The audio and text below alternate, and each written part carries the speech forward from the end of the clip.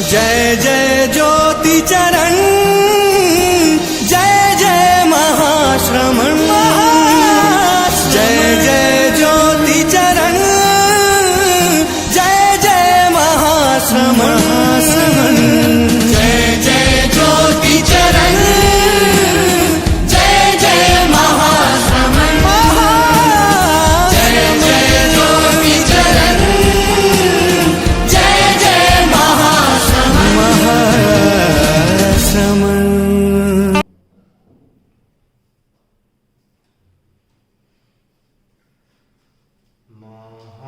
महावीर तुम्हारे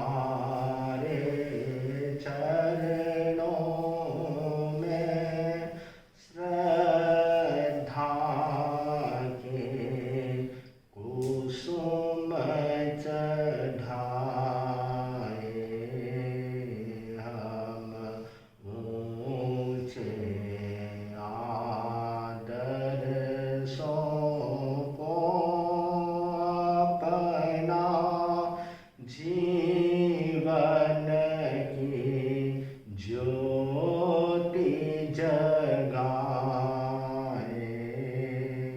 हम महावीर तुम्हारे चरणों में श्रद्धा के कुसुम चढ़ाए,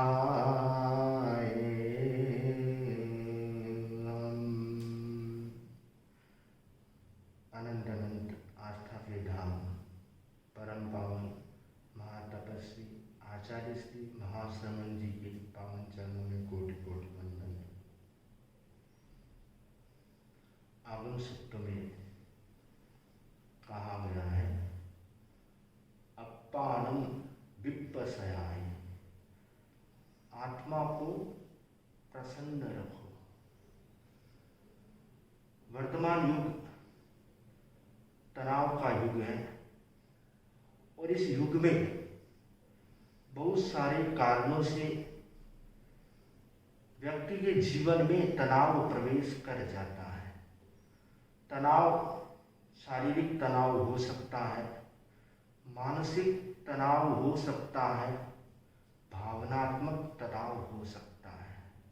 तनाव के विविध रूप हैं और उन तनावों के कारण व्यक्ति पीड़ित होता है, अशांति को प्राप्त होता है और उसकी प्रसन्नता जो है वह नष्ट हो जाती है।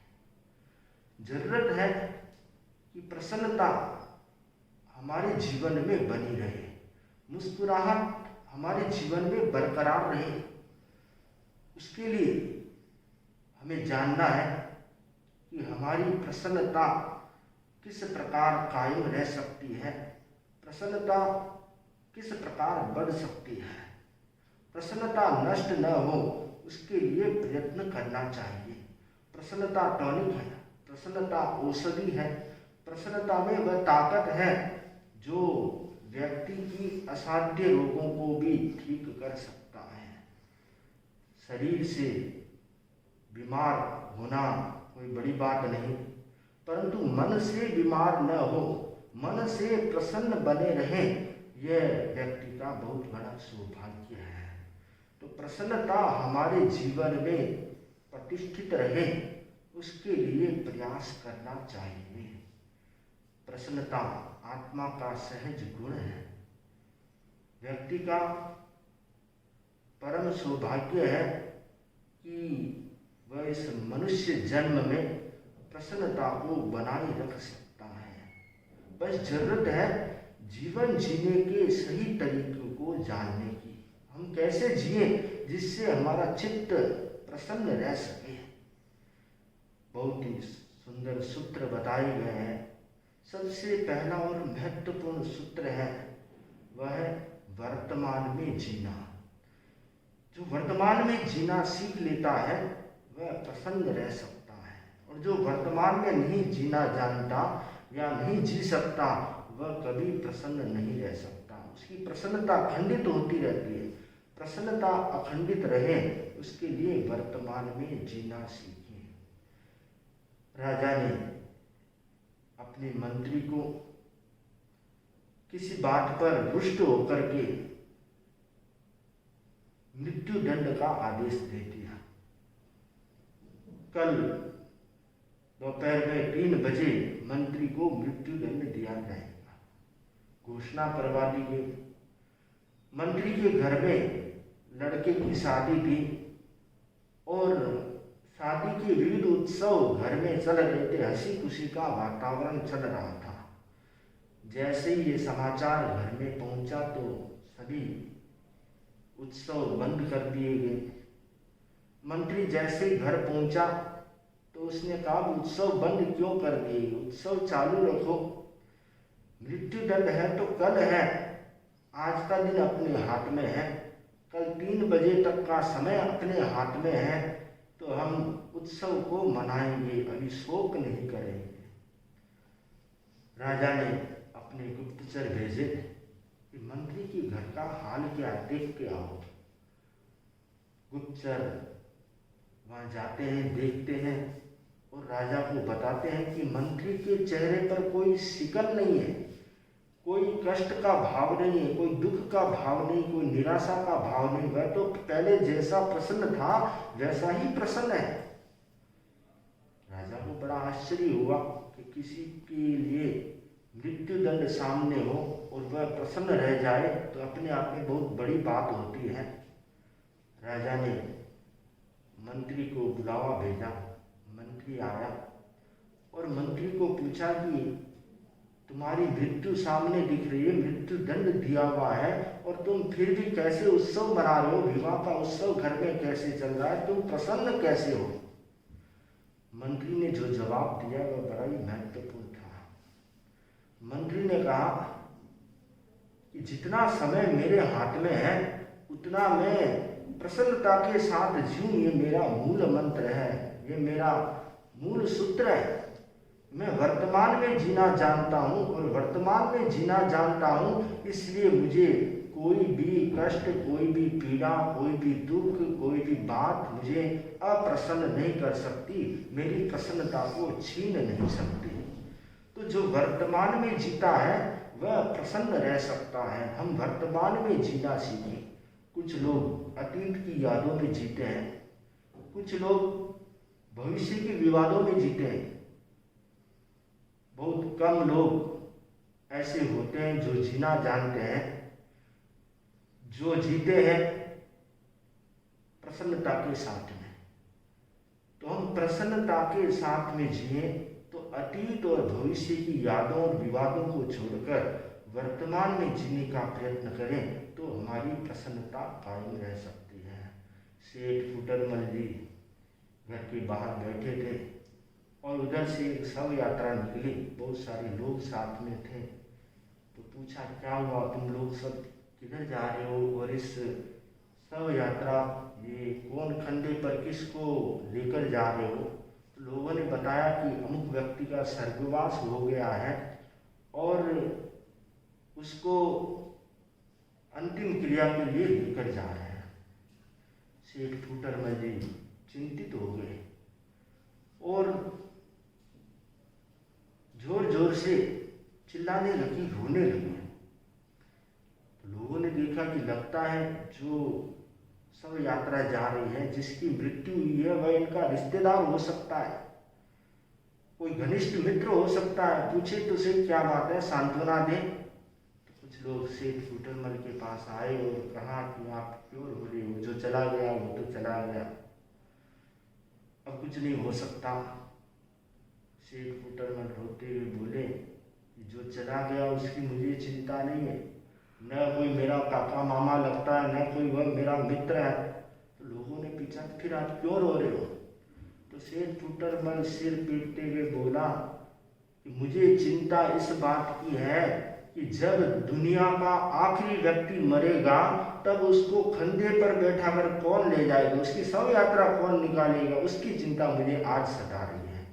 तो कुछ लोग ऐसे होते हैं जो बिना मतलब के तनाव में जीते रहते हैं, तनाव में उलझे रहते हैं और अपनी प्रसन्नता को खो देते हैं।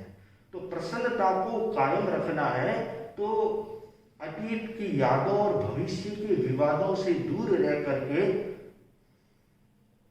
वर्तमान में जीते हुए व्यक्ति प्रसन्न रह सकता है, सुख पूर्वक अपना जीवन व्यतीत कर सकता है। बहुत सारे लोग ऐसे होते हैं जो किसी दूसरे के कुछ कहने पर अप्रसन्न हो जाते हैं, रोने से आंसू भी पराये हो जाते हैं, परंतु जो मुस्कुराता है तो पराये भी अपने हो जाते हैं। तो रोना नहीं है, मुस्कुराना है, प्रसन्न रहना है, और जो प्रसन्न रहेगा तो सब लोग उसके अपने हो जाएंगे। फोटो लिया जाता है तब कहा जाता है, कैमरामैन बोलता है कि थोड़ा सा मुस्कुराइए, और थोड़ा सा मुस्कुराने के बाद जो तस्वीर आती है बड़ी सुंदर आती है। ठीक जिस प्रकार थोड़ा सा मुस्कुराने से तस्वीर सुंदर आ सकती है, तो आप जिंदगी में मुस्कुराएंगे तो आपकी जिंदगी कितनी खूबसूरत बन जाएगी, श्रेष्ठ और बेस्ट बन जाएगी। तो बस हम थोड़ा सा मुस्कुराना सीख ले। बाहर से परिवार के सदस्य आते हैं और आते ही हम उनके सामने शिकायतें करने लग जाते हैं कि इतनी देर हो गई, कब से इंतजार कर रहा था, कब से इंतजार कर रही थी, आप आए नहीं, इतना लेट आए। तो सामने वाला अप्रसन्न हो जाएगा, और वही उनका एक मुस्कान के साथ स्वागत करेंगे तो वह प्रसन्न हो जाएगा, वह खुश रहेगा, और उसकी प्रसन्नता पूरे परिवार को प्रसन्न चित्त बना देगी। कहा गया है, एक मधुर मुस्कान मिटा देती है शोक की थकान। एक मुस्कान, एक प्रसन्नता, एक प्रसन्न मुख का प्रकट करना बहुत सारे लोगों के दिलों को जीत लेने के समान है। तो हमें प्रसन्नता का विकास करना है, तो उसके लिए हम वर्तमान में जीना सीखें। दूसरा जो सूत्र है वह सकारात्मक दृष्टिकोण का विकास। आचार्य श्री महाप्रज्ञ जी, जो एक महान आचार्य और महान दार्शनिक संत हुए हैं, उन्होंने प्रसन्नता के विकास के लिए एक सूत्र दिया, तनाव मुक्ति के लिए एक सूत्र दिया, निशेषम, नो पेंडिंग, अर्थात काम का भार लेकर के घूमो मत। आज दिन पूरा हो गया, रात्रि सोने का समय हो गया, और उस समय चिंतन करके सोए। निशेषम, आज का काम संपन्न हो गया है, कल की कोई चिंता नहीं है, कल का भार सिर पर नहीं है। नहीं तो बहुत सारे लोग सोचते रहते हैं, ये नहीं हुआ, वो नहीं हुआ, ये बच गया, और उस भार के कारण वह तनाव से घिर जाते हैं, प्रसन्नता चली जाती है। तो निशेषम का सूत्र अपने जीवन में अपनाएंगे तो निसंदेह प्रसन्नता का विकास हो सकेगा। सकारात्मक दृष्टिकोण जो बहुत जरूरी है। नकारात्मक दृष्टिकोण के कारण न जाने कितनी परेशानियां उपस्थित होती है। नकारात्मकता जब वाणी में आती है तो झगड़े उत्पन्न करती है, कलह उत्पन्न करती है। एक यात्री बस में चढ़ा और चढ़ते ही जोर से बोला कि लगता है बस में सब जानवर ही जानवर भरे हैं। आगे की सीट पर एक सज्जन व्यक्ति बैठे थे, उनको बड़ा बुरा लगा, कैसा इंसान है, कितनी नकारात्मकता है, बस में सारे इंसान बैठे हुए हैं, बस भरी हुई है, फिर भी ये बोल रहा है कि सब जानवर ही जानवर भरे। तो उन सज्जन व्यक्ति ने उन भाई साहब को कहा कि हाँ भाई साहब, बस में तो जानवर ही भरे हैं, बस एक गधे की कमी थी, वह भी आपके आने से पूरी हो गई। अब आप सोचिए, वाणी की नकारात्मकता वातावरण को कलुषित बना देती है, कलहमय बना देती है। तो वाणी की नकारात्मकता को दूर करें, क्योंकि वाणी की सभ्यता जीवन की भव्यता है। जहाँ वाणी की सभ्यता है वहाँ जीवन प्रसन्न है, वहाँ जीवन में आनंद है, और जहाँ वाणी में नकारात्मकता है वहाँ पर समस्याएं हैं। तो अपेक्षा है कि हम नकारात्मकता को दूर करें, सकारात्मक दृष्टिकोण का विकास करें, क्योंकि सम्यक दर्शन की प्राप्ति से ही सम्यक चारित्र विशुद्ध बन सकता है। सम्यक दर्शन नहीं है, सम्यक दृष्टि नहीं है, तो चारित्र कैसे विशुद्ध रह सकेगा। तो सकारात्मक दृष्टि का विकास, सकारात्मक दृष्टिकोण का विकास हो, ऐसा प्रयत्न करना चाहिए। और जहाँ जहाँ सकारात्मक दृष्टिकोण विकसित बनेगा वहाँ वहाँ अपने आप प्रसन्नता निवास करेगी। और जहाँ सकारात्मक दृष्टिकोण नहीं आएगा वहाँ पर समस्याएं जन्म लेगी। तो हर व्यक्ति के जीवन में प्रसन्नता का विकास हो, प्रसन्नता आत्मा का निजी स्वभाव बने, गुण बने, और प्रसन्नता से घर परिवार में आनंद और सुख शांति छा सकती है। प्रसन्नता हमारा ध्येय हो और प्रसन्नता ही हमारे जीवन का आधार बन सके तो सबके लिए बहुत ही कल्याणकारी बात हो सकेगी। इन्हीं मंगल भावों के साथ ओम